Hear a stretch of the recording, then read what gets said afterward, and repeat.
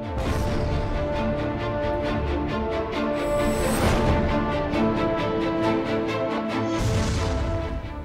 สดีครับวันนี้จะมานำเสนอ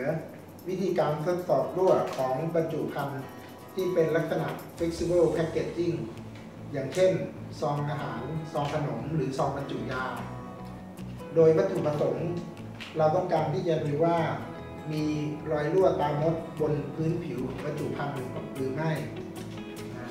ขอบรอยซีลตะเข็บรอยซีลต่างๆมีความแน่นหนาดีหรือไม่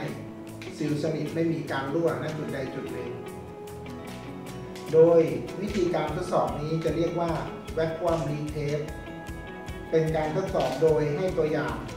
อยู่ภายใต้น้ำและเราจะดึงอากาศออกจากพื้นที่ด้านบนทำให้เป็นสุญญากาศหากบรรจุภัณฑ์ของเรามีจุดใดจุดหนึ่งที่รั่วจะมีฟองอากาศออกมาหน้าจุดนั้นให้เราเห็นซึ่งในภาชนะที่เป็นทรงใสเราสามารถที่จะดูตำแหน่งของรอยรั่วได้สำหรับเครื่องมือในการทดสอบนะครับจะประกอบด้วย 1. ตัว vacuum chamber เป็นภาชนะทรงใสที่สามารถมองเห็นภายในและสามารถบรรจุน้ำได้สามารถที่จะทนแรงสุญญากาศได้โดยไม่บุบไม่แตกที่ภาชนะจะประกอบด้วย vacuum gauge จะบอกแรงสุญญากาศที่เราต้องการทดสอบมีพอร์ตสำหรับที่จะดึงอากาศออกจากโถแวคคัม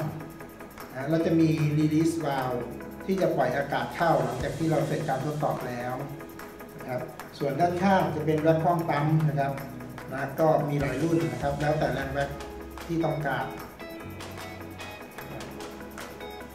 ส่วนแผ่นนี้นะครับเป็นแผ่นกดตัวอย่างสำหรับกดตัวอย่างให้จมอยู่ภายใต้น้ำโดยปกติแล้ว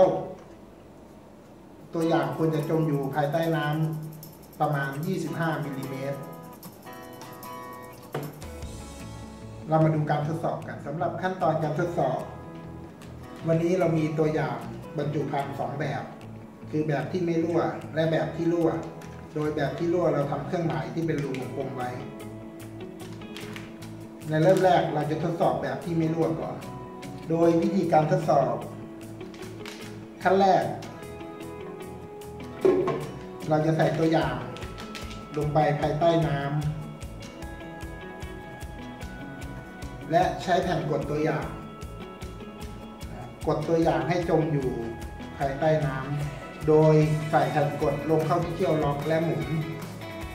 ตอนนี้ตัวอย่างจะจมอยู่ภายใต้น้ำในระดับที่เราต้องการหลังจากนั้นปิดฝา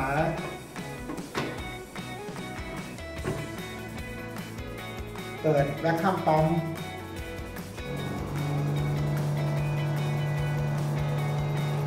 หลังจากอุปกรณ์พร้อมแล้วเราก็จะเปิดวาล์วเพื่อที่จะดึงอากาศออกจากภายในโถเพื่อให้ได้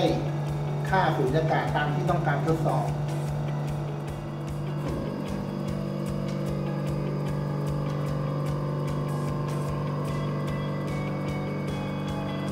ที่แรงดัน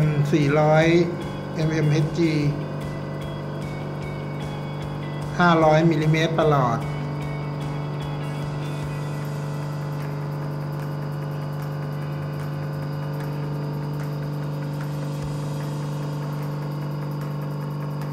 600มิลลิเมตรประหลอดตอนนี้ทดสอบที่ความดัน600มิลลิเมตรประหลอด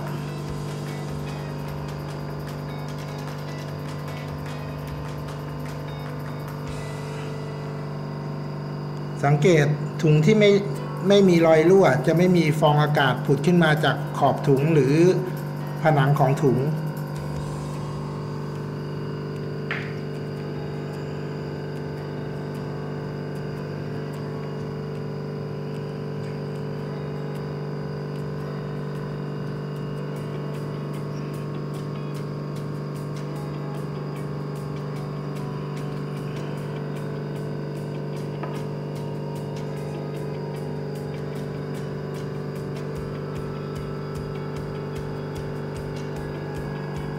หลังจากที่ ครบเวลาในการทดสอบเราก็จะทำการรีลีสอากาศออก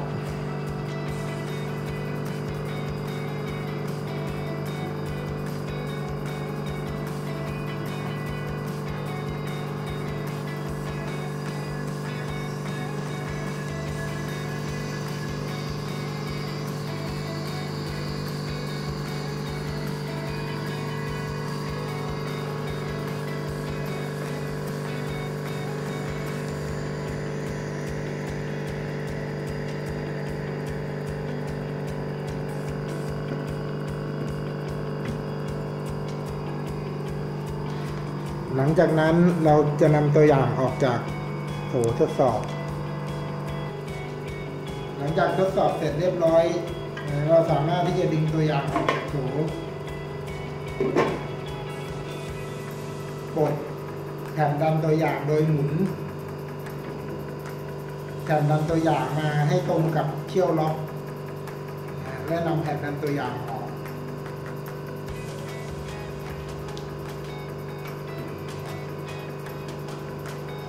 นี่คือภาชนะที่แพ็กเกจจิ้งที่ไม่รั่วต่อไปเราจะทดสอบ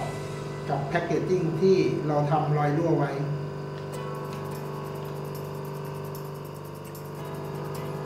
สำหรับการทดสอบต่อไปเราจะทดสอบกับซองที่เราทำรูรั่วไว้ซองนี้มีรูรั่วเราทำเครื่องหมายวงกลมมาร์กตัวนี้ไว้วิธีการเหมือนเดิมใส่ตัวอย่างลงไปใต้น้ำโดยนำแผ่นกดตัวอย่างขึ้นวางตัวอย่างไว้และวางแผ่นกดตัวอย่างลงไปให้ตรงล็อกและหมุนเล็กน้อยเพื่อให้แผ่นตัวอย่างล็อกกับเขี้ยวล็อกปิดฝาแล้วก็เปิดแวคคัมวาล์วเพื่อที่จะดึงอากาศออกจากภาชนะเริ่มทำการทดสอบแวคคัมที่300มิลลิเมตรประหลอด400มิลลิเมตรประหลอดสังเกตมีรอยรั่วขึ้นมาที่มุม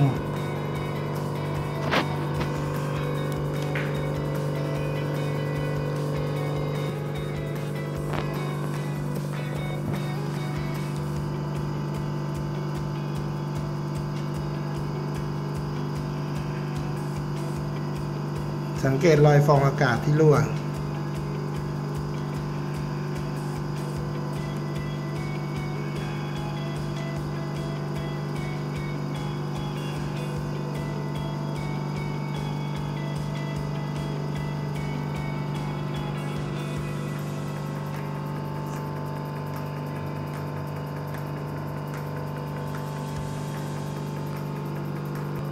เมื่อครบเวลาในการทดสอบเราก็จะนำตัวอย่างออกจากโถโดยเราจะเริ่มทำการรีลีสอากาศ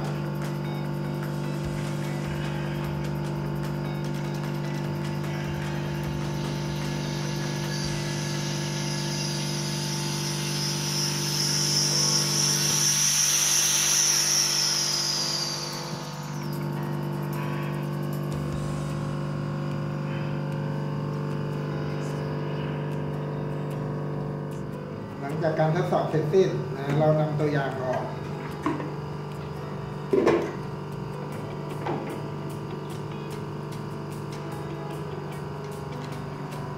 ตำแหน่งที่รั่ว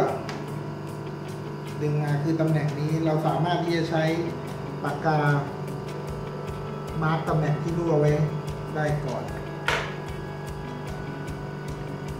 ข้อสังเกตซองบรรจุทางใดที่รั่วหลังจากที่ฟองอากาศออกไปจากภายนอกแล้วนะเมื่อเรารีลีสอากาศกลับเข้าไปน้ำในภาชนะจะวิ่งกลับเข้าไปที่ผลิตภัณฑ์ภายในแพ็กเกจจิ้งด้วยนะผมจะลองแกะตัวนี้ให้ดูนะครับ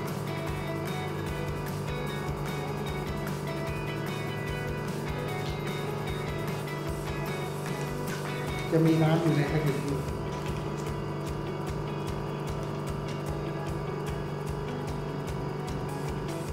ก็เป็นอันถือว่าจบสิ้นกระบวนการทดสอบการรั่วของบรรจุภัณฑ์แบบ Flexible Packaging ขอบคุณที่ติดตามผมครับ